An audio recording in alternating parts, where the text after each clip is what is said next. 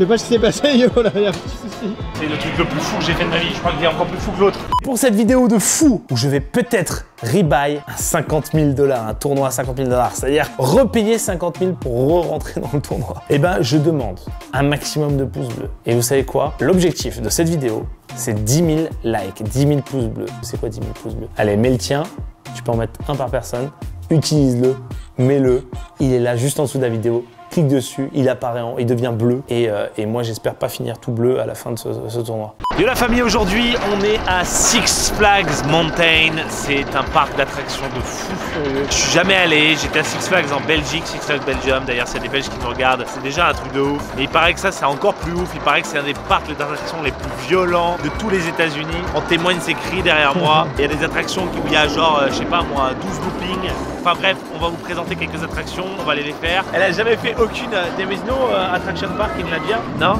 Nothing like that? Il n'y a même pas de parc d'attraction dans ton pays. C'est vrai? It's your first time? C'est la première fois qu'elle fait un parc d'attraction parce qu'il n'y en a pas dans son pays.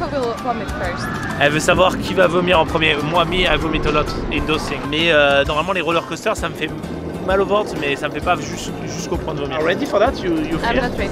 You fear a bit or not? But you will do everything, right? Elle est patiente. Let's go. J'ai faim, j'ai envie de manger toute la journée et pas faire ma faction.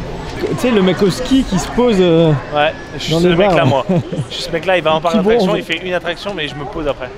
C'est trop après, après j'ai mal au ventre. Vraiment. Là on a pris le Maxi Pass Platinum, il y avait 3 niveaux de VIP, on a pris le maximum et on est lundi. Donc je vois pas comment on peut faire moins de queue je pense. Un lundi avec le maximum pass. Il y a même personne dans le parc donc en pleine pandémie. Le combo.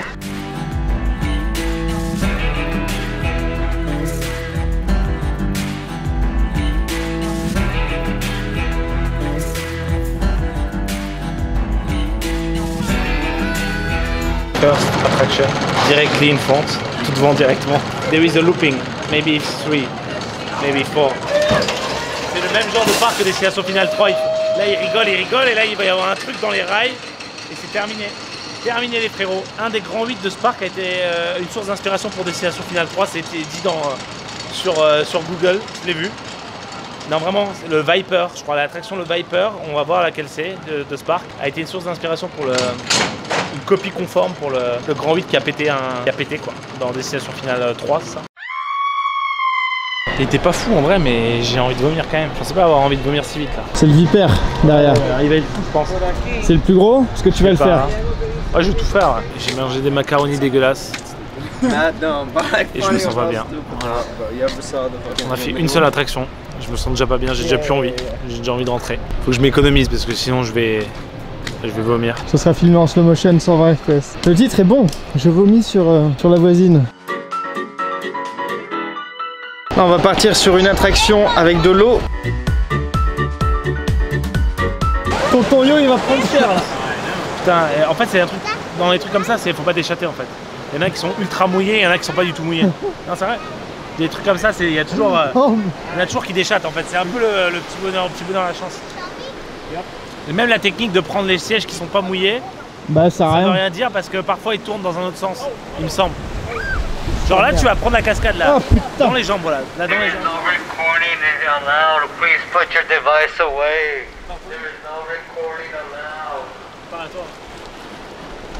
Hey. Il a dit pas interdit. On vient de faire la pire attraction, on est mouillé comme des Je suis trempé. Comme des poissons. Mec en plus c'est comme un tapis, regarde j'ai sort.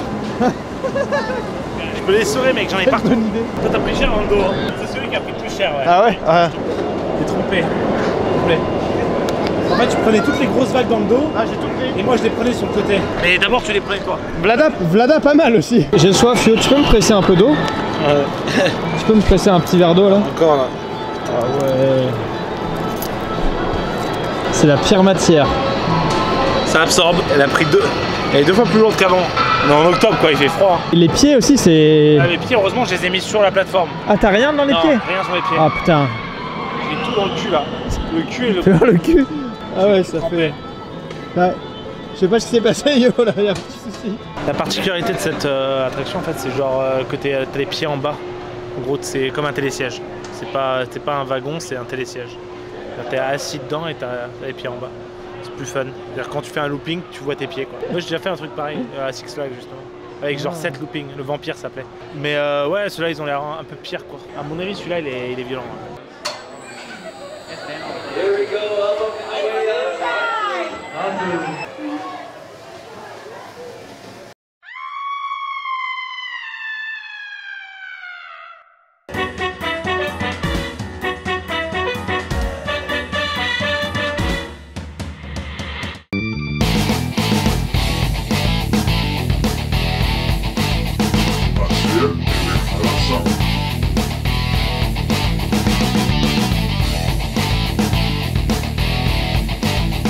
Ça c'est toute mon enfance ça.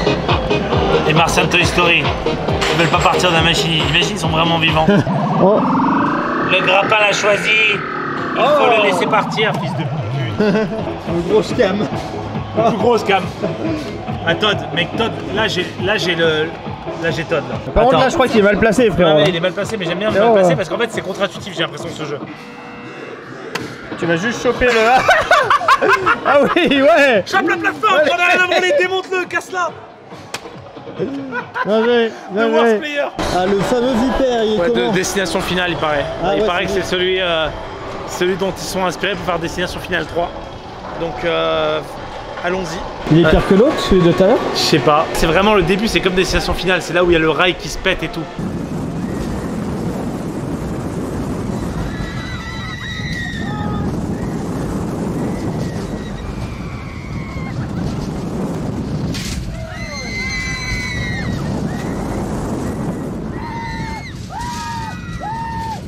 Bon, il t'a brassé?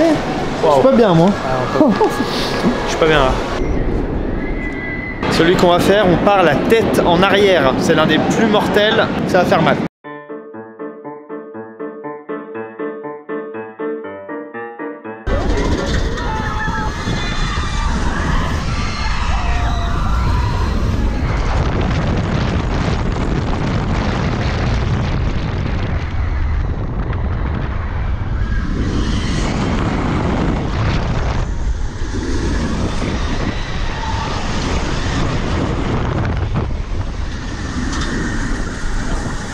Alors, Yo?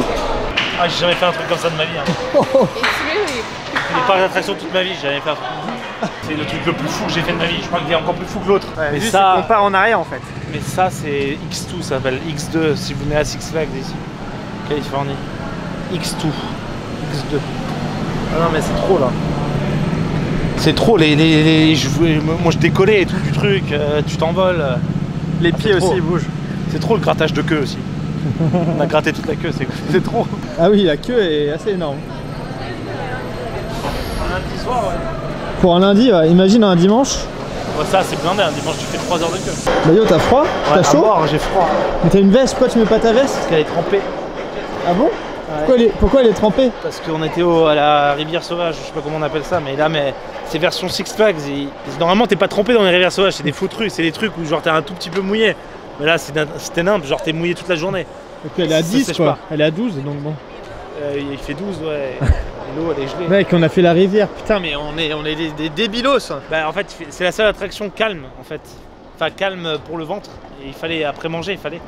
Mais le problème c'est qu'il valait mieux rien faire en fait. Il valait mieux rien faire. Ouais, franchement, mettez les quelques, je sais pas, ça dépend combien ils les vendent mais en général ça vaut trop le coup quoi par rapport au temps que vous perdez à être dans les queues, de prendre quand il y a un pass fast pass ou un truc VIP je sais pas quoi, prenez-le parce que les queues dans les parcs d'attractions c'est insupportable, tu restes genre 2 heures, t'as froid ou même t'as faim, tu vois, c'est insupportable. Alors que tu prends un truc fast pass, ça te change ta journée, ta journée elle vaut plus que la différence de prix, tu vois, elle te multiplie par, je dirais par 7 ou 8 ta qualité de journée et le prix est pas multiplié par 7 ou 8, ouais. Tu vois, ça doit être x3 ou peut-être x4, tu vois, mais franchement c'est worth it quoi. À Vegas là, tournoi à 50 000 demain, j'espère que je vais pas être malade parce que j'ai froid là avec l'eau depuis toute la journée, mais tournoi à 50 000, écoute on s'est bien détendu, 2 jours de poker sur les shows de LA et voilà quoi, après 2 jours sans poker ça fait du bien aussi, ça change.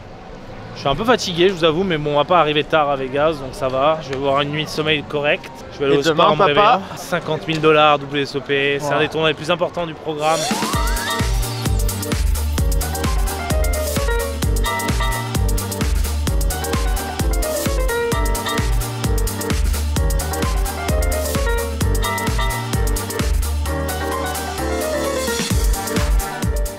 donne une adresse à LA grâce à mon pote Jonathan qui m'avait emmené ici. Genre de poker, c'est Avra et c'est vraiment beau. C'est un resto, il y a du poisson frais, brunch toute la journée. C'est à côté de Rodeo Drive, donc en plus vous pouvez aller vous poser ici et faire un peu de shopping. C'est un peu des Champs-Élysées d'ici, il me semble. Donc voilà, Los Angeles, Avra, A-V-R-A, super adresse. Je vous montre le menu vite fait. Donc là c'est un truc, un menu fixe avec 3 courses, mais là il est plus de 4h de l'après-midi, donc c'est plus d'actualité. Mais après sinon tu prends à la carte et voilà le menu.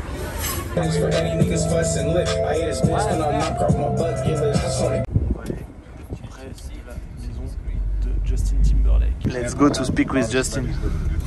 Cry me a river. I want to join his party also. Do you think we're gonna get invited? Ils sont trop à fond, c'est ça qui me fait trop rire. Je les salue et tout, ils croient que c'est son pote. Ouais. Ils croient que c'est son pote. Je les adore, ils sont à fond. Elle est où sa maison? Ah, voilà, il y a toutes les poubelles. Il y a beaucoup de poubelles, Justin. C'est incroyable. Toutes les poubelles de Justin Timberlake. Ah, l'alarme. L'alarme qui commence à sonner. On a vraiment l'alarme qui sonne devant la maison de Justin. Et le mec il nous regarde trop mal. Ils doivent trop en avoir marre tous les jours. Il y a des mecs avec des... Ça c'est Rodeo Drive. C'est la rue l'équivalent des Champs-Élysées. À Los Angeles avec les plus beaux shops. The next day.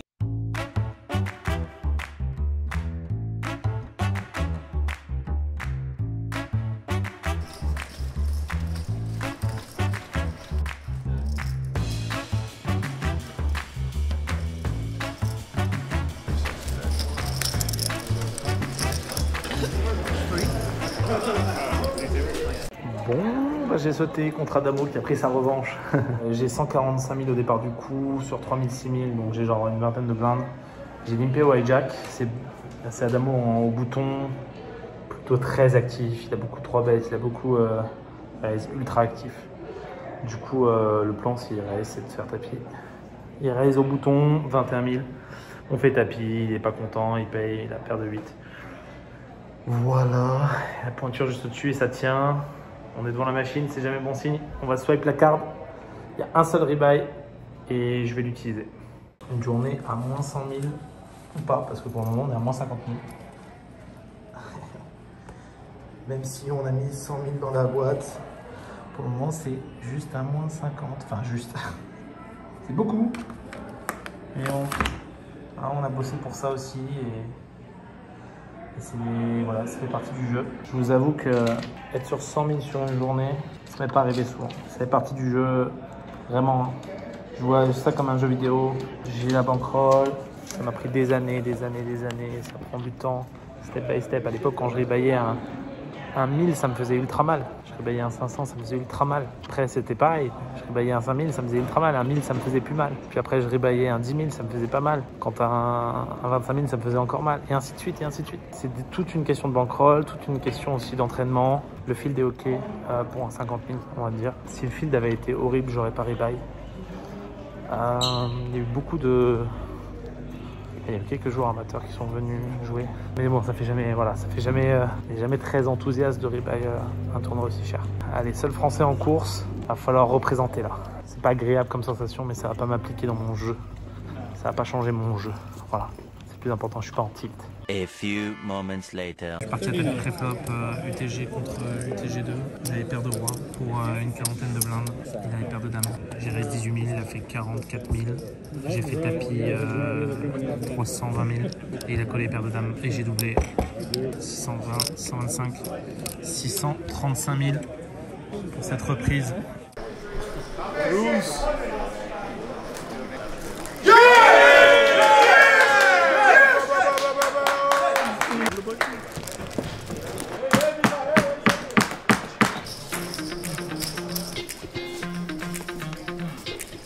J'ai 33 blindes ou 34 blindes pour la reprise. J'ai 2 coups, j'ai 2 gros pots. Enfin gros, ouais, plutôt gros pour du début de tournoi. Premier, j'ouvre deuxième de parole, 2 blindes avec paire de 3, payé par Vanessa Kate en big blind. Ça vient roi 8-2, rainbow. Elle check, je fais une blinde, elle paye. Turn est un 3 qui ouvre un tirage couleur, donc je fais brelan. Elle est bien cette turn. Elle check, j'overbet à 21 000 au pot, je fais 27 000. Elle paye et river une doublette du 8 qui me donne full et qui fait pas rentrer la couleur. Elle check, je fais 55 000 et elle paye et elle muck. Elle montre un 8, donc elle fait brelan river. Je pense qu'on m'a pas cru turn aussi. Un autre coup contre Vincent Bosca.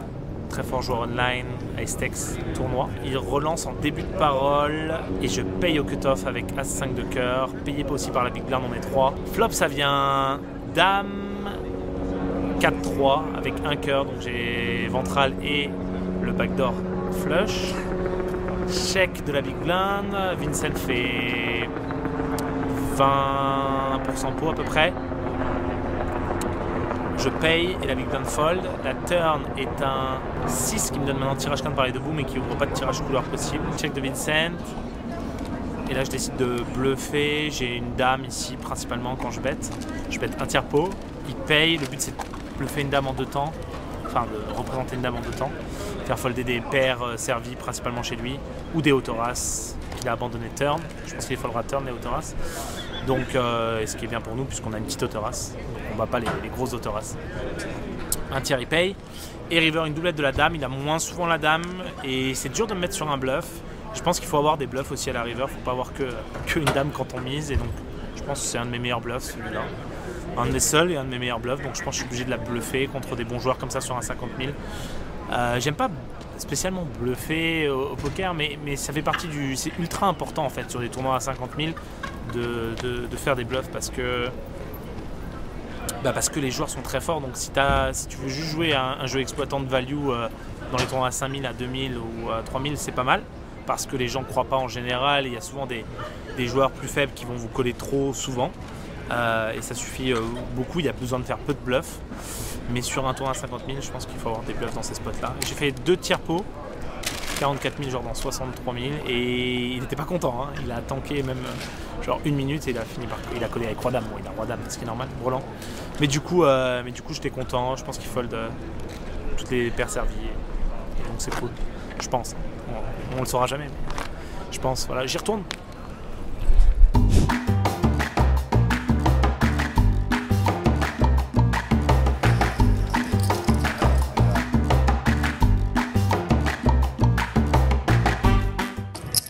Table désormais italienne dans le 50K avec, je présente, Mustafa Canit from Italy, Napoli, Dario Sammartino and me, half Italian. Not too bad, it's an Italian table. Dernier break de la journée, j'ai 700 000 sur des blindes qui vont reprendre en 8-16, qui fait un stack de moins de 50 blindes, 45 blindes. C'est ok, j'espère résister, passer au D2. J'ai une table que des pros, que des top pros. J'ai la table la plus dure de tout ce que j'ai eu comme table depuis le début. J'ai changé au moins 4 fois de table, mais j'ai aussi la table qui me réussit le mieux. Parfois ça veut rien dire. On repart avec Dario Sammartino notamment et Mustafa Canit, deux poteaux italiens depuis 2011-2012. On s'est beaucoup joué sur le point 8, parce que moi j'ai vécu en Italie en fait. Je jouais online sur le point 8 et sur le point FR. Et du coup on se connaît très bien, on se connaît des circuits italiens aussi. Je faisais des Italian Poker Tour et Mini PT, donc c'est trop cool de se retrouver sur un 50K ensemble. C'est les deux Italiens qui ont le plus réussi dans le poker. Clairement, je les respecte énormément. Ils jouent très bien les deux. Voilà. Je suis avec Alex qui était toute la journée à ma table, que j'ai joué online aussi, qui est un des meilleurs joueurs du monde online. Il va nous donner son pseudo s'il le souhaite. Real name Gigi. Yeah, Alexandros, which is my first name, and Theologis, which is my surname. Alexandros Theologis, Pondidi sur PS. You won recently 1.2 million on 25K online. I did. First place. Yes. That's your bigger score, I guess. By far. By far. You had some like sick 300K score. Yeah, some like 300, 350, something like that. But obviously, big difference. Like, yeah. It's so big. And the bracelet on top, which is and the extra bracelet. cherry. Yeah, it's your first bracelet, right? Yeah. And it's not a small one. I see you recently on the high roller scene in live.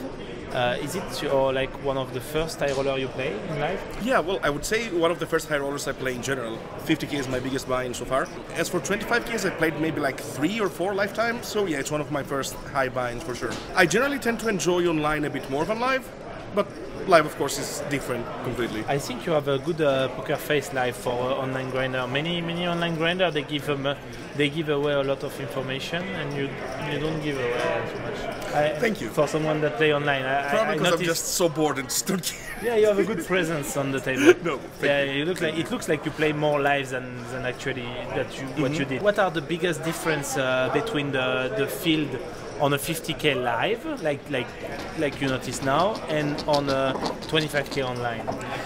Yeah, I think the difference is huge. These live tournaments attract a lot more, I guess, recreationals or semi-regulars, whereas online it's mostly gonna be high-stakes regulars that play them. Yeah, Also- it's not obvious for many people. They think in 50k live there is only like top pros, so it's not the definitely case. And And also there is something to be said about maybe some difference between some high-stakes European regs and some high-stakes American regs. yeah, what's the difference? Well, For you. I think online the competition in America is a bit easier, I guess, a bit lower, yeah. Therefore, the skill level of the absolute best tends to be a bit lower than the European top level, I think. Yeah, Obviously, I don't mean this like a racist or anything like that. No. Clearly, just a matter of They have less competition. online in here. Yeah, exactly. yeah, overall, there are not a lot of European in that field. I feel Yeah, I think it's probably because of the travel restrictions. it's because of that.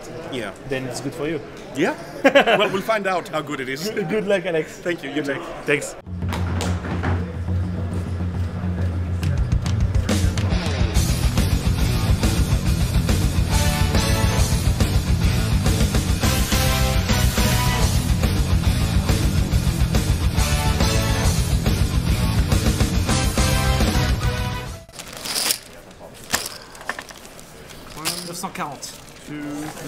Repris sur 15-25, presque 40 blindes. 38 blindes, ça va. J'ai repris surtout avec. Il y avait 72 joueurs, il y aura encore des possibilités d'entrée demain. Un tiers des joueurs restants. Ça commence à s'approcher, des choses sérieuses. Rendez-vous demain là, je suis fatigué là. C'est quand même, on a commencé à 15h, il est 2h du mat. À moins 100 000 $ aussi. Pas pour le moment. Pour le moment, mais ça c'est en jeu ça. Ça c'est en jeu ça. Ça vaut 150 000 ça. Il y a eu une main importante en fin de journée contre Dario Sammartino qui a fait deuxième du main event WSOP, là, le dernier main, pour 6 millions de $. Dario qui est un joueur très fort, on se connaît bien. Bref, je raise au hijack à suite off avec le 8 de carreau. Je dis ça parce que ça va être important pour la suite de la main, ce 8 de carreau. Donc je relance à quelque chose comme 2 blindes et demi, payé par Sammartino au cut-off, payé par le joueur en big blind. Le flop vient As Dame 4 avec 2 carreaux. Donc j'ai As 8 off avec le 8 de carreau. J'ai top pair. Je fais une blinde, comme j'aime à faire souvent. C'est bête une blinde. Après que le big blind check, je fais une blinde. Dario Sammartino me raise moitié pot. Genre je fais 12 000, il fait 64 000 dans un pot qui faisait genre 120 et quelques. Le joueur en big blind fold et je paye. Je paye parce que déjà j'ai top pair et parce que bien sûr il représente une meilleure top pair que la mienne, quelque chose comme As Valet, As 10. Il peut avoir un bluff aussi, il peut avoir 2 carreaux en main pour un tirage couleur. Il peut avoir un bluff comme peut-être Valet 10 suité ou Roi 10 suité ou Roi Valet suité qui sont des ventrales au flop. Mais voilà, il peut avoir aussi un meilleur As que moi, il a rarement un As moins bien, il aurait payé simplement je pense avec un As moins bien. La turn vient un 7 de carreau qui fait rentrer la couleur, qui me donne un simple tirage couleur au 8. Je check et il check back. Donc là, a priori, je pense qu'il n'a pas souvent couleur. Il peut toujours avoir un As Valet, As 10, quelque chose comme ça. River Roi de carreau, qui est une bonne carte parce que du coup, ça me donne couleur au 8. Donc maintenant, il y a 4 carreaux au board. J'ai couleur au 8. Alors, je le bats pas s'il a typiquement As 10 ou As Valet avec le Valet de carreau, le 10 de carreau. Par contre, la dame n'est pas à carreau sur le board. Donc, les nuts, la main max, c'est une dame de carreau. Et le truc, c'est qu'il n'a pas beaucoup de dames de carreau parce que il n'aurait pas raise une simple dame au flop. Il aurait simplement payé avec une dame. Donc, à part As Dame off spécifiquement avec la dame de carreau, qu'il n'aurait pas sur-relancé pré-flop, pas de dame de carreau. Donc, je mise clairement pour value contre un petit carreau. Mais il y a peu de petits carreaux en fait. Je mise simplement, principalement contre. Il y a très peu de petits carreaux quand j'y pense. La bonne nouvelle, c'est que je mise vraiment pas cher, donc ça peut induire un bluff des mêmes mains. Et en fait, c'est dur pour lui de savoir ce que je mise justement à la river. Mais je vous avoue que j'ai très peu de value en fait quand j'y pense. Plus je repense à main, j'ai fait 75 000 dans dans un pot qui fait genre 280 000. Donc j'ai fait un quart pot, quelque chose comme ça. C'est un espèce de blocking bet, mais en réalité, je value contre quoi? Si je value contre As-Valet, As-10 sans carreau, qui me croit pas, qui dit que je tourne en bluff à un As suité. C'était simplement, c'était ça ma première pensée. C'était de me dire qu'il va pas tourner en bluff son As-Valet, As-10. S'il a pas de carreau, il va pas le tourner en bluff. Et du coup, je préfère miser pour qu'il paye en se disant que j'ai que ou la dame de carreau, ou éventuellement le valet de carreau, ou un bluff, quoi. Et une main tournée en bluff. Et je pense que j'en ai pas mal des mains tournées en bluff. Tous les petits as suités, ce genre de choses. Peut-être même une dame. Donc je pense qu'il peut vraiment miracle une paire, en fait, bizarrement. Ça va loin, mais je pense qu'il peut le faire. J'ai 75 000 et il me reste 250 000. Et quand il reste 250 000, je suis là, what the fuck. Parce qu'il n'est pas censé avoir une dame de carreau. Et je me dis, putain, mais il est en train de me value un valet de carreau, vraiment. Genre, c'est ultra risqué parce que moi, je peux vraiment avoir As-Dame avec la dame de carreau. Je peux vraiment avoir juste une dame de carreau, en fait. Avoir bet le sizing que j'ai bet au flop, ça peut être totalement un roi-dame avec la dame de carreau ou même un dame-valet avec la dame de carreau. Du coup, je me dis, what the fuck, il peut pas se permettre normalement de value aussi si un valet de carreau ou un 10 de carreau. Je vous avoue que même pendant 5-10 secondes, j'ai voulu tourner en bluff et shove. En mode, t'as jamais la dame de carreau. Si t'as un 10 de carreau, un valet de carreau, je vais te faire folder. Putain, mais je risquais mon tournoi et tout. J'ai dit, peut-être pas faire ça quand même. Le peu de fois où il a genre vraiment flat as dame off avec la dame de carreau, je l'ai dans l'os. Et du coup, j'ai call. J'ai call parce que genre c'est trop dur pour lui de value sin un 10 de carreau. Un valet de carreau, c'est close, ça peut arriver de temps en temps, mais après, il y a tout ce qui tourne en bluff, quoi. Hein. Il peut tourner en bluff as-valet, as-10 sans carreau. Il peut tourner en bluff roi-valet suité d'une autre couleur et qui a fait le roi-river et il sait que ça gagne pas. Et la muck, il a même pas montré, donc je pense vraiment qu'il était sur le bas de la range parce que j'ai tanké longtemps. Donc il était vraiment sur quelque chose comme roi-10 suité, quoi. Il sait que ça gagne pas le roi-river et il a pas montré, quoi. Mais je pense qu'il n'a même pas as-valet, as-10, sinon il aurait montré au cas où j'ai collé, au cas où j'ai bet call un truc que j'avais tourné en bluff, genre à 5 suité, j'ai fini par call et j'ai quand même la moins bonne main, il aurait quand même montré au cas où. Je pense qu'il a roi 10 suité ou un truc comme ça. En tout cas, bien tenté, ouais, il m'a mis dans un spot un peu délicat, mais je vous avoue que ma main ici, 8-2 carreau, ça a quand même une grosse valeur quand on réfléchit à la main, on décompose la main. Elle est assez avancée cette main, elle est tellement avancée que même moi je suis même pas sûr de mon bet river, mais c'est bien, tu vois, ça me permet grâce à vous, grâce à YouTube, ça me permet de réfléchir aux mains et c'est cool. Mettez un pouce bleu si vous avez kiffé cette main et si vous voulez plus de mains techniques comme ça à la fin des vlogs. Bluff? It's in the vlog and the bluff. What you have? What you have? I have ace queen. No way. No, you have king jack. Ace jack, but no. That's what I thought. I have ace 8 with 8 of diamonds. Ace jack no diamond. Why Ace you 8 off. open ace 8 off? Because I'm loose aggressive. I'm loose aggressive. Ciao, good luck. Et du coup, je vous retrouve dans le prochain épisode pour la suite du 50K parce que j'ai fini avec un beau stack. J'ai regardé, je suis 8ème, donc sur 25 restants, à 25 lèvres d'un bracelet et pas des moindres, et sans doute plus d'1 million à la gagne. À suivre, si vous voulez voir combien je prends, je vous dirai tout, quelle place je finis, combien j'ai gagné ou perdu. De toute façon, si je fais pas place payée, j'ai perdu 100 000.